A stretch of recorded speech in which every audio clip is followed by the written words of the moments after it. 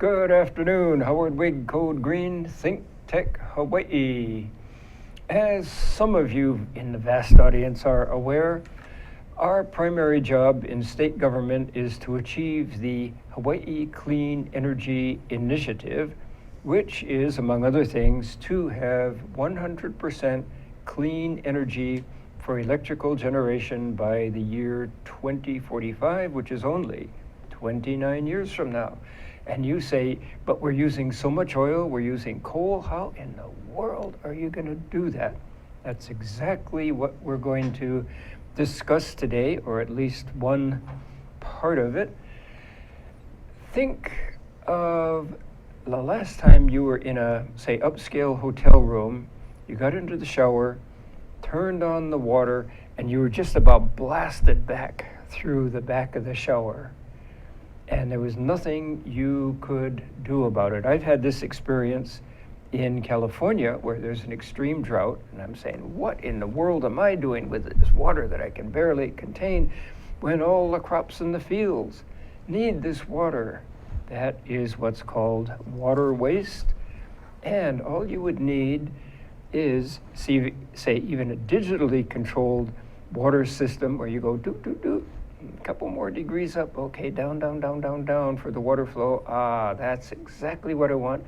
I may have cut back the water use by 50%, 60, 70%, and I would be getting a much more satisfactory water or shower, and I'd be saving all that water, and I'd be saving all the heat that went to heat the hot part of that water. 60, 70% savings right there. That's easy to imagine. Well, we can actually do the same thing with buildings with electricity use. Technology is improving very, very, very rapidly, and we can achieve dramatic savings, which brings me to my honored guest today, Erik Ahrens, General Manager of Hawaii Energy Systems. He can tinker with buildings, whole building systems, the way I just described, by getting that ideal shower. So, welcome, Erik. Thank you for having me on the show, Howard. And Erik he's not been in Hawaii very long, but he has attracted for this energy management system, and it's much more than just that. Such clients as the Halekulani, not too shabby, Castle Medical Center, pretty good, Topa Tower downtown here, Barking Sands Missile Range, rather complex, and if you want real complexity, Andrews Air Force Base on Guam, which I can assure you is a huge, huge, huge base. So what Erik does is address building intelligence that drives energy efficiency for all types of buildings, to integrate various technologies into a single platform that is highly scalable in cost. The key word here, I think, Erik, is integration. So Yes. Can you give kind of an overview, and then we'll get into slides here. Sure. When we talk about integration, again, it's taking the various building technologies that are available. You know, we can control all the HVAC systems, which, you know, the thermostats on the wall, traditionally, we can do that pretty intelligently, but there's a lot of other systems in the building. You know, the lighting in the building takes up a lot of energy, depending on the type of facility. You know, hotels, you know, which is such a big part of the local economy here. You know, large kitchens, lots of refrigeration, where we can tunnel down into those systems and then run them very efficiently. And then the idea is then we take all of these various disparate technologies and bring them together. They can talk to one another, they can interoperate, and then we can provide a common platform for the building owners and the people that are running the building, so they can see what's going on and be aware if they're losing the building in any way. And so that's what our company does, is take these different systems, apply them individually, and then bring them all together to maximize the building efficiency. Well, before we get into some specific examples, let's just take a example of a hotel, because as you pointed out, it's very important here in Hawaii. Depending on who you talk to, there is something like 70,000 hotel rooms in our teeny little state. So let's say that a hotel, unfortunately, is not running full occupancy. Say it's down to 60% occupancy. Can your system adjust accordingly? Yeah, certainly. Yeah. One of the things we talk about integration to other technologies, it's even other technologies in a building that aren't our own.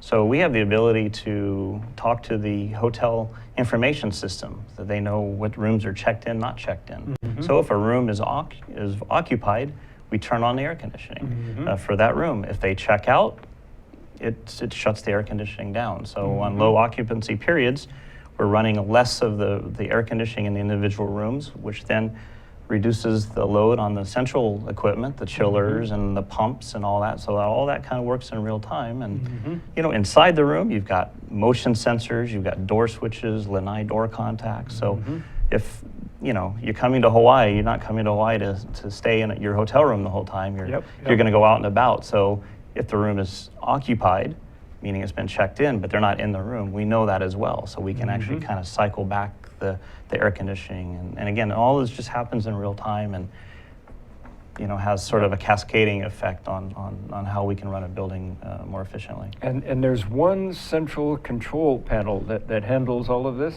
Well, the intelligence is pretty much distributed through. So there'll be a small computer in every hotel room. There'll be small computers, and they're all networked together. And there's kind of one or more kind of main sort of hubs, if you will, for this to kind of come back to. And then again, we just sort of have this, technology that will display that information on computers or smartphones or tablets or whatever, and they can look at any time and see what's going on, and it'll send them an email or alert them in some way that if there's an issue.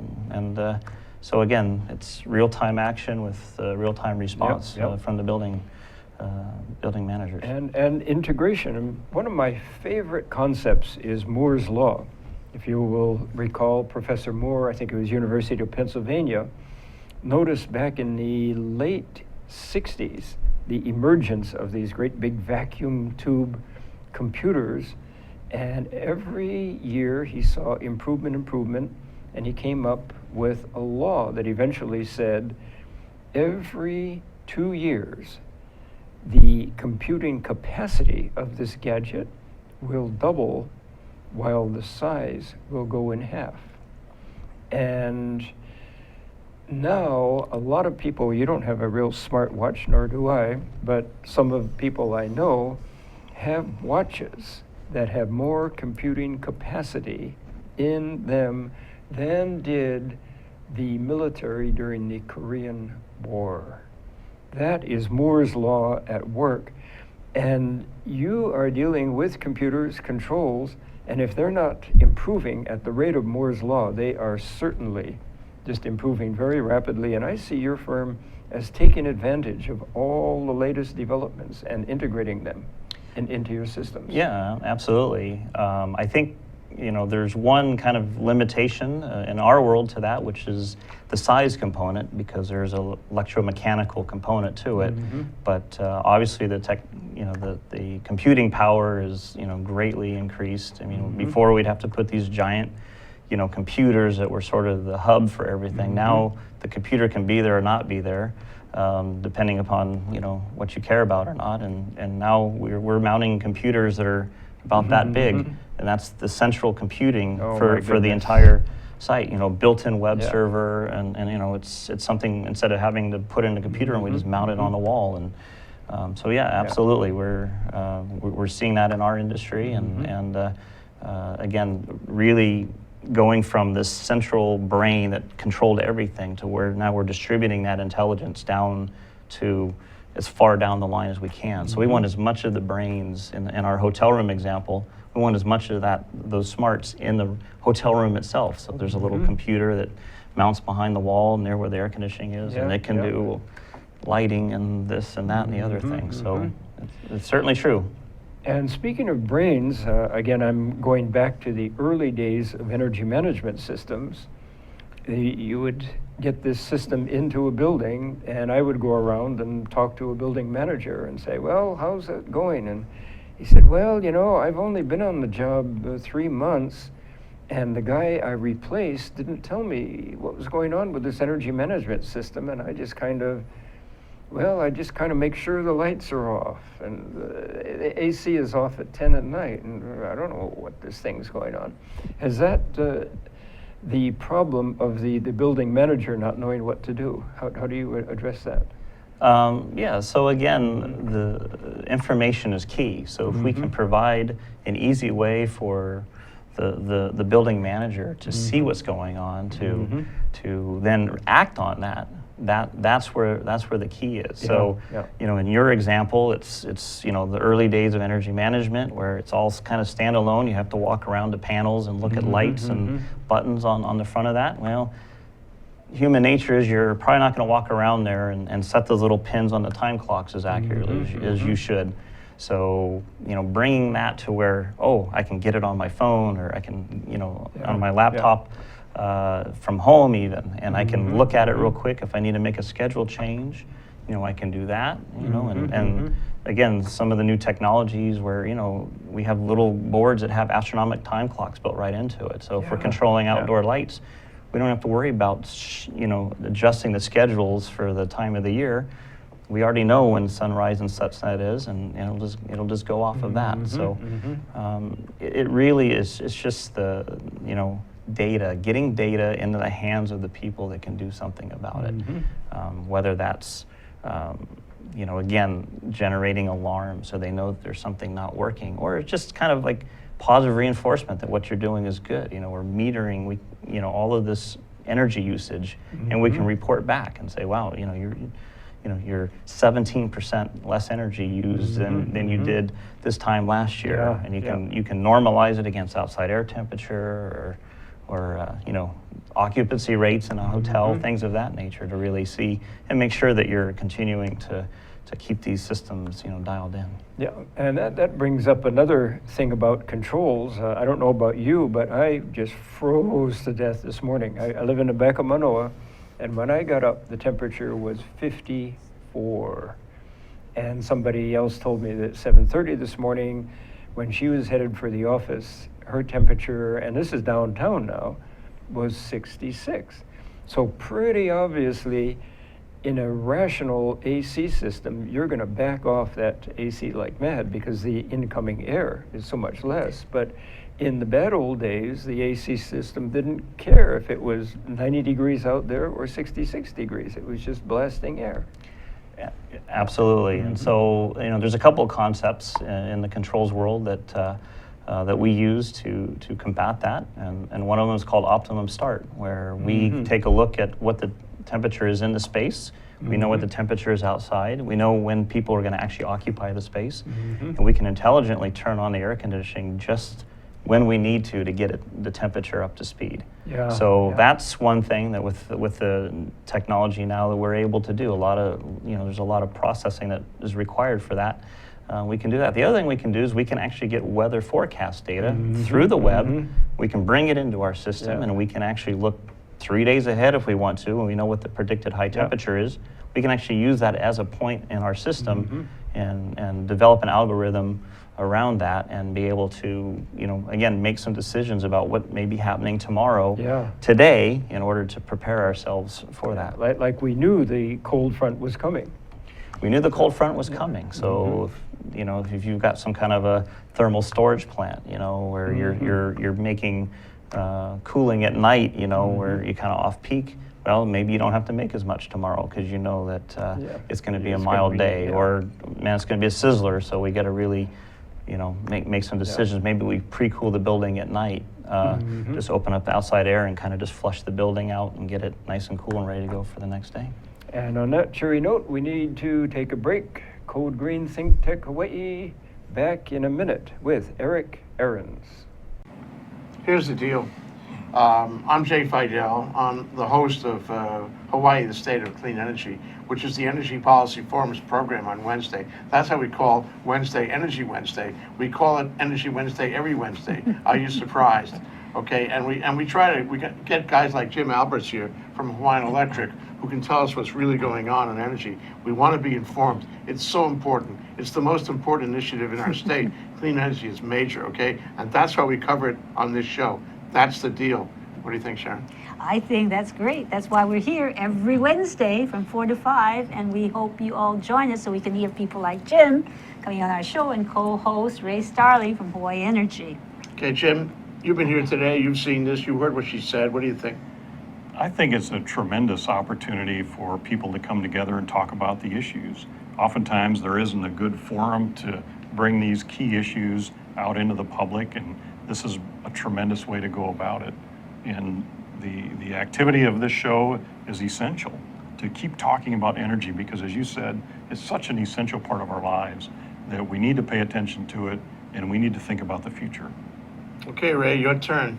Well, this is a special time in the history of Hawaii where we're making some pretty radical changes in the way we use energy and generate energy. And this show is the one place you can count on coming to every Wednesday and hearing something about the latest issues that are on the table, being discussed, that will affect us all going forward. So come join us, and if you have some ideas you want to share with us about energy, give us a call and let us know. We'll put you up here and let you talk for an hour. So come see us. Thanks, Ray. Thanks, Sharon. Thanks, Jim. It's great to be, from Think Tank's point of view, it's great to have this show. We love the show. It's our most important show. So come around and listen to us 4 to 5 on Wednesday. Thanks a lot. Bye. Aloha. Aloha. Good afternoon again. Howard Wig, Code Green, Think Tech Hawaii. My guest is Erik Ahrens, General Manager of Hawaii Energy Systems. And we've been talking in general about his technologies for controlling the use of energy use in buildings. Let's bring up the first slide that gives it a very dramatic use of, I believe this is strictly the hood vent energy Yes. savings. Yeah. Yes. Okay, look at the before on the left and the after there. How would you like to be saving that type of energy from 118 kWh per day to 31 kWh per day, 74% reduction? I was throwing around earlier some wild figures, but they're not so wild.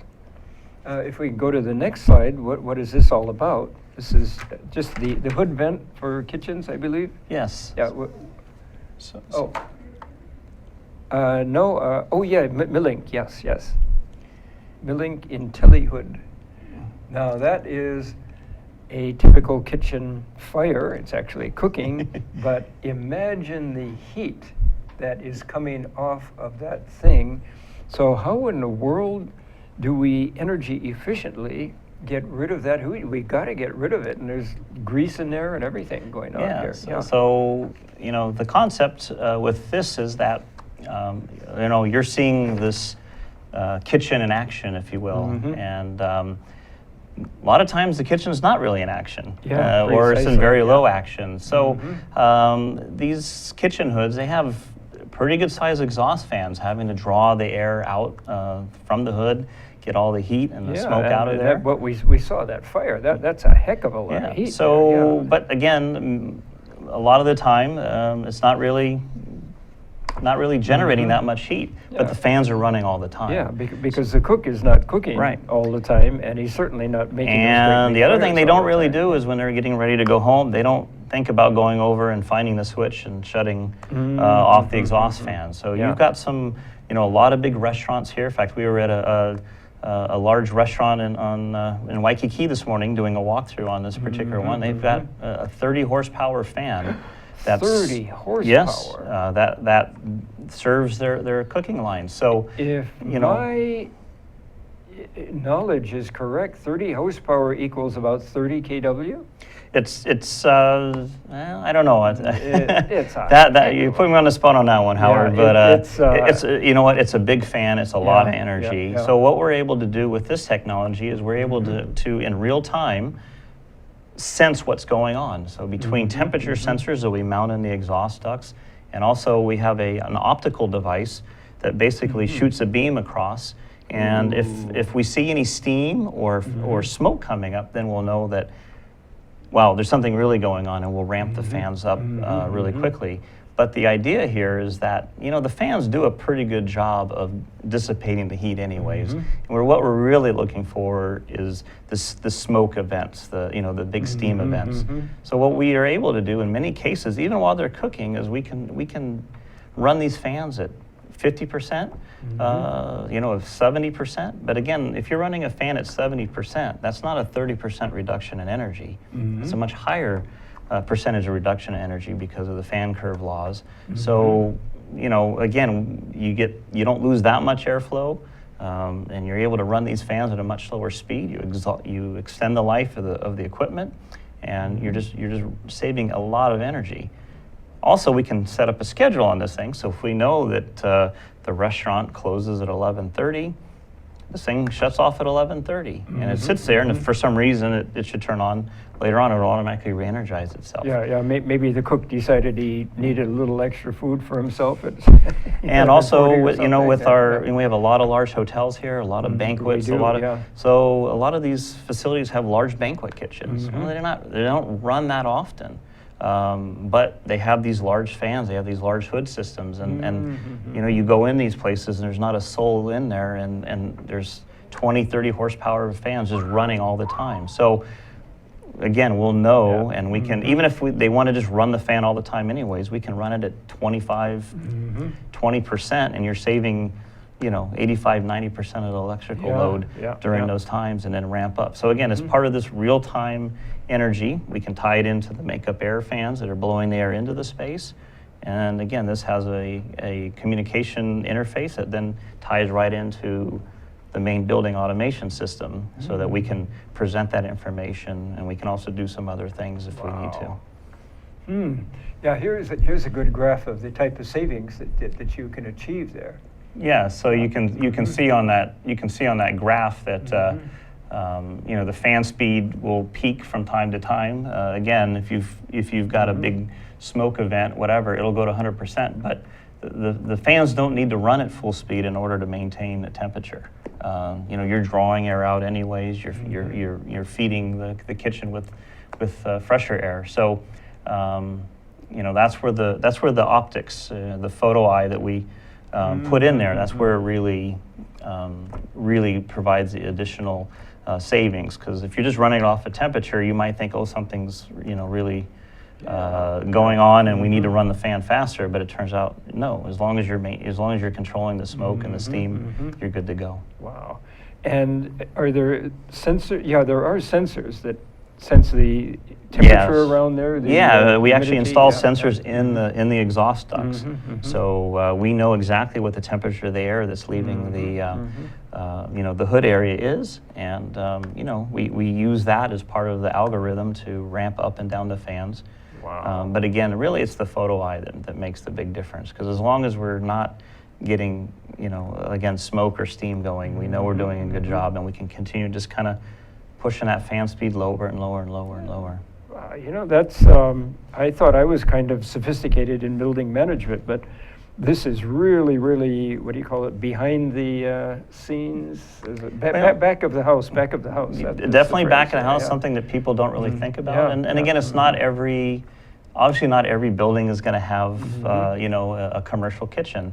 But some do, and this technology is going to be put into the new culinary academy over at the community college, KCC. At KCC. So part of a new installation. But again, you're talking lots and lots and lots of hoods over there, and so the opportunity for energy savings is amazing, and the state has a pretty aggressive rebate program on this technology.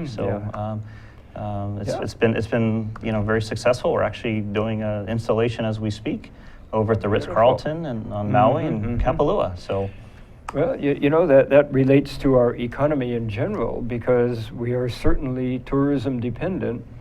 And one thing that the hotels have to factor in all the time is, yes, the demand is high, we're going to raise our rates, but we're going to reach that tipping point sometime when people are going to go off to Mexico or Australia or something because the rates are too high. This is a prime way of their keeping their costs down so they can keep the hotel rates reasonable. Yeah, I think reasonable hotel rates is all you know, subjective depending upon your outlook. But yes, it's obviously, you know, every hotel, you know, they're very concerned about their operating expenses, and so there's, you know, technologies like these are sort of slam dunks for them, and you know, the paybacks on these are typically a year or maybe slightly more, especially with our cost of electricity here. So again, we're seeing a lot of good momentum with this particular product. And in this case, hotels are very competitive. We know that too. We walked 2 hotels this morning, as a matter of fact. Beautiful. Looking for this. So yeah, it's definitely something that you're going to be seeing more and more here on the islands. And then you mentioned KCC. How about our public schools? Well, you know, there's a large, you know, energy efficiency project that's going to all the schools. This particular technology is under consideration for a potential pilot project.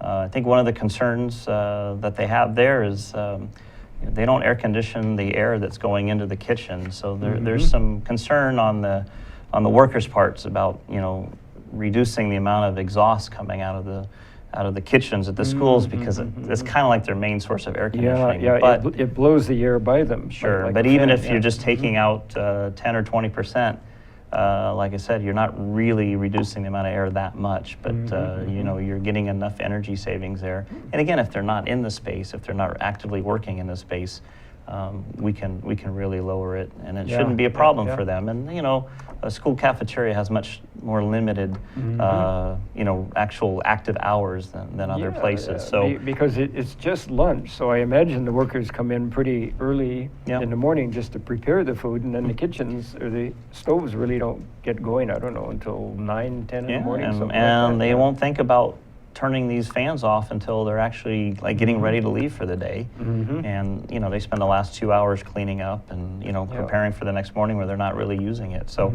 again, just the combination of these technologies can really so in that example, after the cooking was through, you could throttle the fans back to what, 20%? 25, you know, 25, 30%, something like that. Just to provide that air movement for the workers, keep them and again, if the system senses that you're starting to use it again, it starts ramping up. It's just real-time demand control of the fan energy. Yeah, that's just beautiful. And again, this is our public schools. We keep saying, what can we do for our public schools? Well, we can reduce our energy costs. It's a beautiful, beautiful example and great excuse to take our second break. Code Green, Think Tech Hawaii, back in a moment.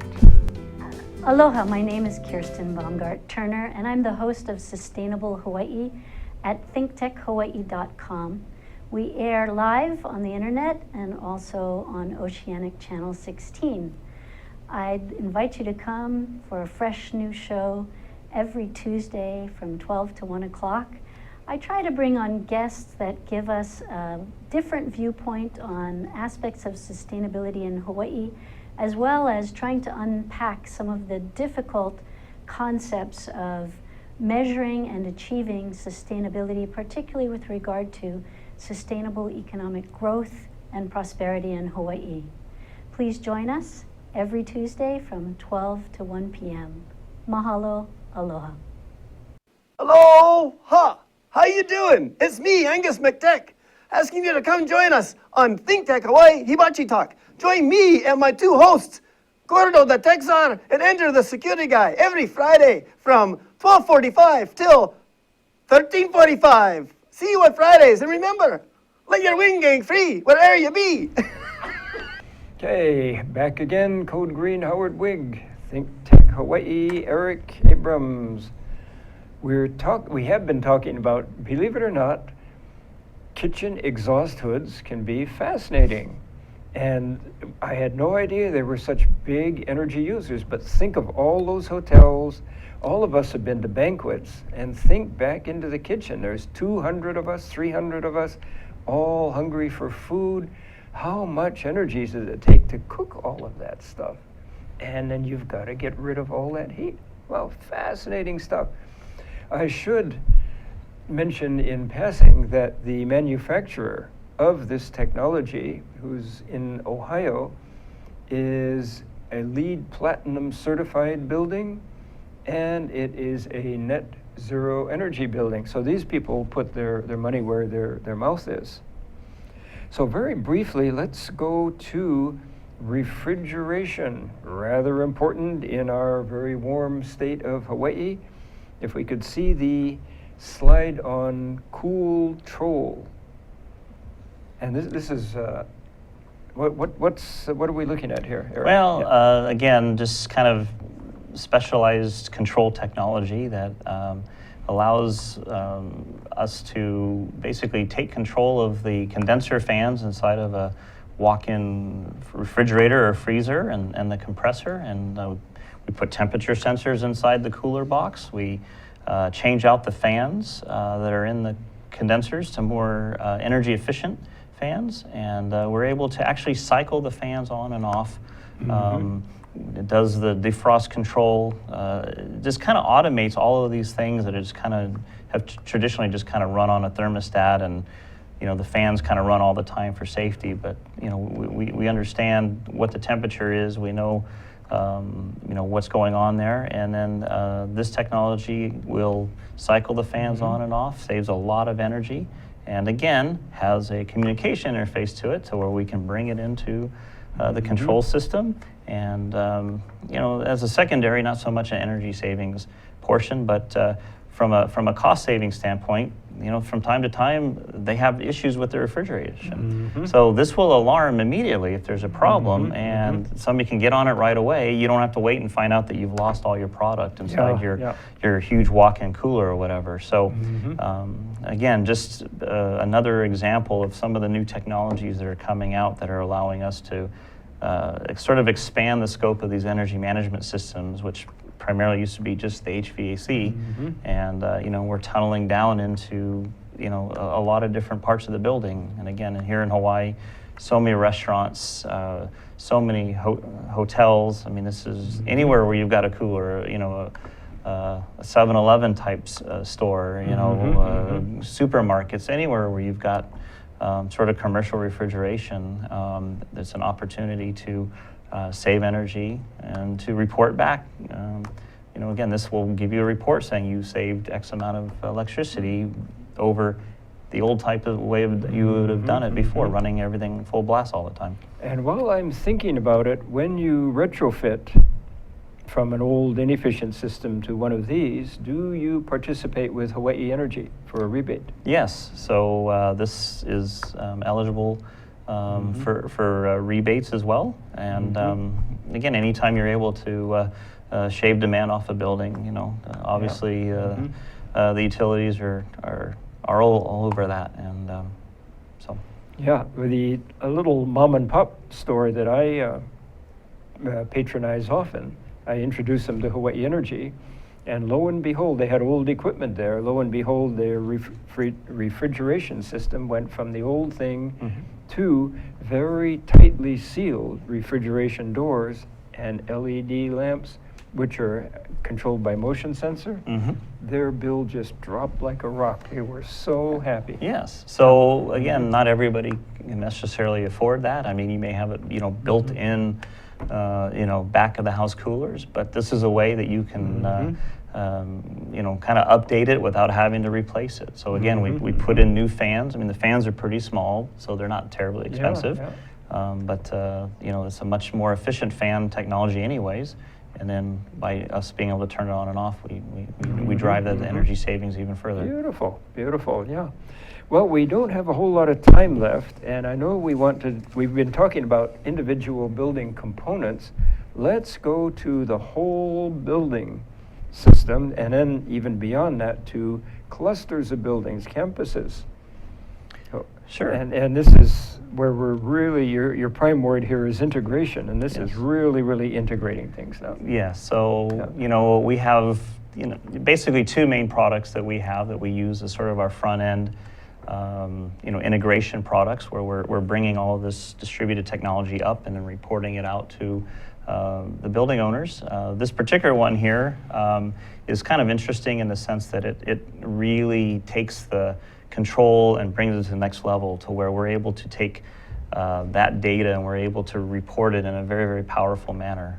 You know, traditionally, over the last few years, you know, people probably heard of, you know, energy dashboards and all of this stuff, and it was a separate product, and you would just kind of plug into it, and it would kind of mine a little bit of data, and it was very expensive, and you kind of had to like have it customized. Well, you know, again, we've integrated all those technologies, so you know, the same control system that was doing your day-to-day things, you know, you're able to make dashboards right on the same system. You can make them yourself. You know, so instead of paying $20,000 for program it in there.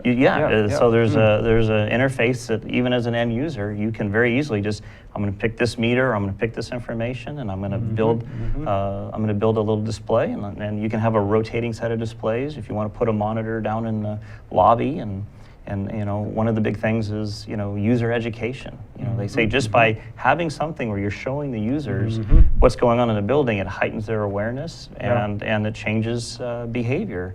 And you know, there's some different studies that say you know, 5 to 6% savings just on that. Just from the consumer awareness. Just they might think twice about setting that thermostat down to 65 or and turn those lights. You know, maybe they turn one light switch on instead of two. Yeah.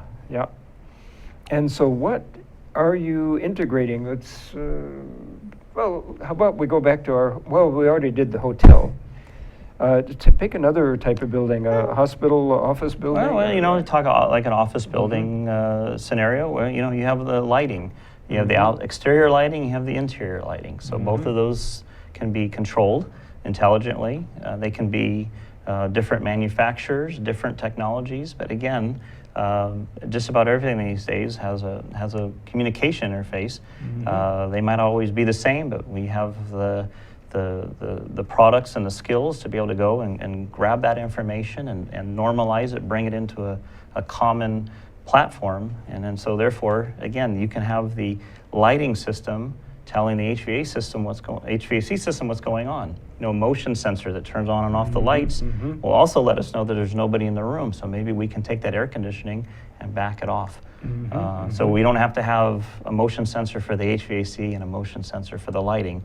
We can, you know, so we can save money and we can exponentially improve the savings in a building because we're leveraging all these technologies against each other. Yeah, I like that word exponential, which means your curve just doesn't go up like that, it goes up like that potentially. Yeah. Sure, and then, you know, even, you know, you can do things like people counters where we can see how many people are coming into a building.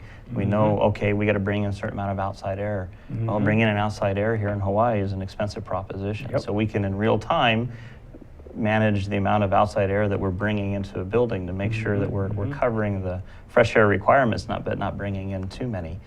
You know, do car counting in the garage. So, we got a lot of cars in there. We got to speed up the exhaust fans. We're measuring the CO levels in there. All these things working together to control these pieces of equipment in real time to maximize the energy savings and also keep everybody comfortable and safe.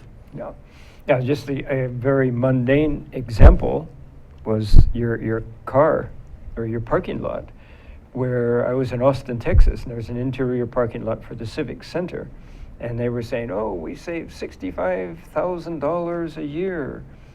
And I said, how did you do that? And it turns out that of that 56,000 was the fact that they put monitors on the exhaust fans in the parking lot, and it turns out that at 3 in the morning there's not many cars in there. So they had CO2 sensors, and they modulated the speed of the fans in accordance with the CO2. That's exactly right. And again, if you know how many cars are in there, you know, again, through that kind of technology, you can sort of predict ahead of time.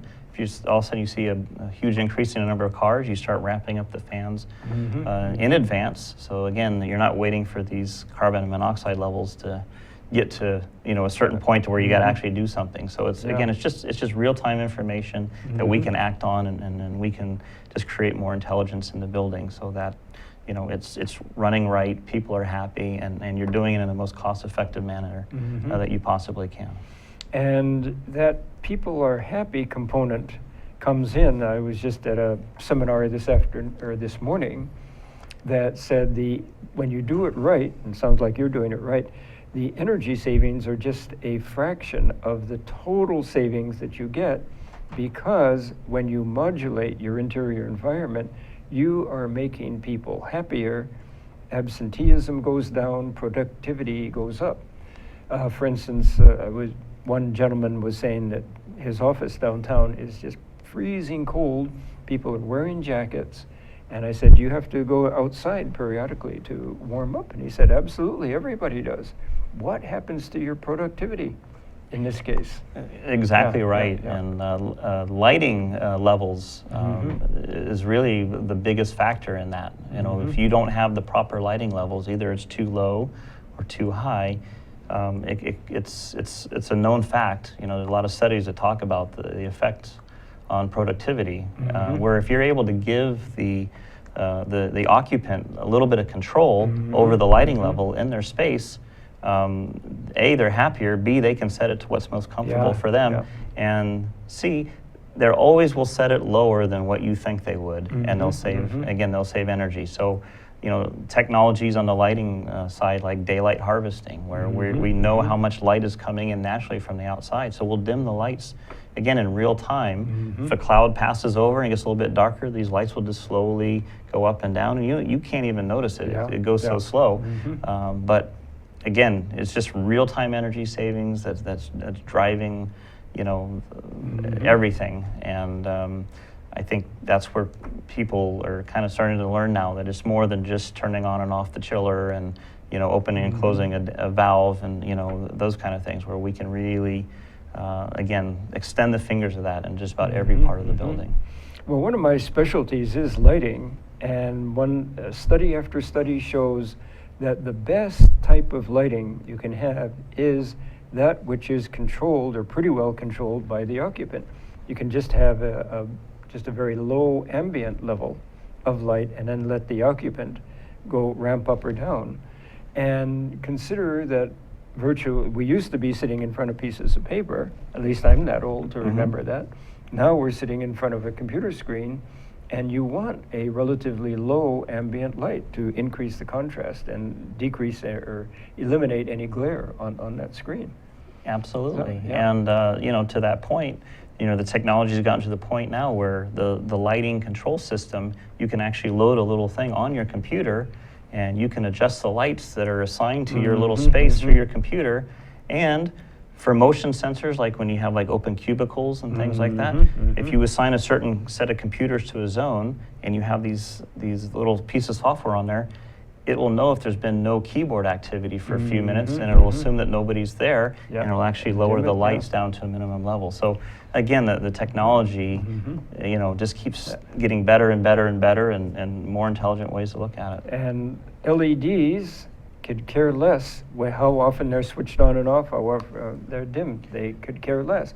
But there's so much more to talk about, but we have run out of time. Think Tech Hawaii Code Green, Erik Ahrens, Hawaii Energy Systems. Thank you so much for being here, Erik. Really a pleasure. Thanks for having me.